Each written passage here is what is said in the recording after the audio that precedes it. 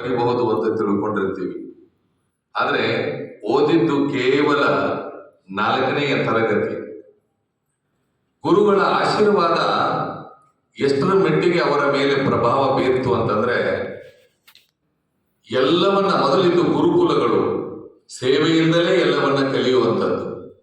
ಸಿದ್ಧಲಿಂಗರ ಸೇವೆಯಿಂದ ಪರಮ ಪೂಜ್ಯ PG ಹುಣಸಾಳ ಸಿದ್ಧಲಿಂಗ ಕೈವಲ್ಯಾಶ್ರಮದ ನಿಜಗುಣ ದೇವರು ಹಲವಾರು ಗ್ರಂಥಗಳನ್ನು ರಚನೆ ಮಾಡಿದ್ದಾರೆ, ಸಾವಿರಾರು ಹಾಡುಗಳನ್ನು ಬರೆದಿದ್ದಾರೆ. ಇವರು ವೇದಾಂತ ಪರಂಪರೆ.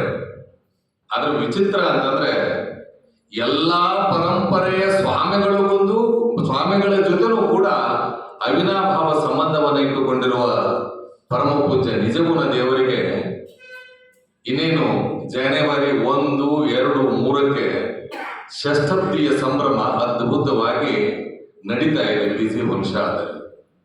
ಪರಮ ಪೂಜ್ಯರು ಬರೆದಿರ್ತಕ್ಕಂಥ ಗ್ರಂಥಗಳ ಮೇಲೆ ವಿಚಾರ ಸಂಕಿರಣವನ್ನ ಮಾಡಬೇಕು ಅನ್ನೋದು ಬಹಳ ದಿನದಿಂದ ಇಚ್ಛೆ ಇತ್ತು ನನಗೆ.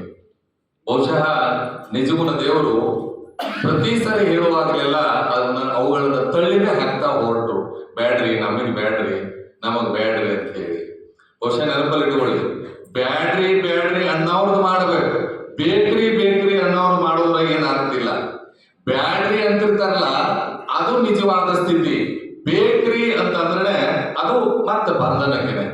ಬಹುಶಃ ನಿಜಗುಣ ದೇವರು ನಮ್ಮ ಹುಕ್ಕೇರಿಯ ಗುರುಶಾಂತೇಶ್ವರ ಮಠದ ಜೊತೆ ಅವಿನಾಭಾವ ಸಂಬಂಧ, ಸಿದ್ಧಲಿಂಗರನ್ನ ಹೇಗೆ ಅತಿಯಾಗಿ ಶ್ರದ್ಧೆ ಭಕ್ತಿಯಿಂದ ಗೌರವಿಸ್ತಾರೋ ಅದೇ ನಿಟ್ಟಿನೊಳಗೆ ನಮ್ಮಪ್ಪ ಗುರುಶಾಂತನನ್ನು ಕೂಡ ಗೌರವಿಸುವ ಅಪರೂಪದ ವ್ಯಕ್ತಿ ನಿಜಗುಣ ದೇವರು.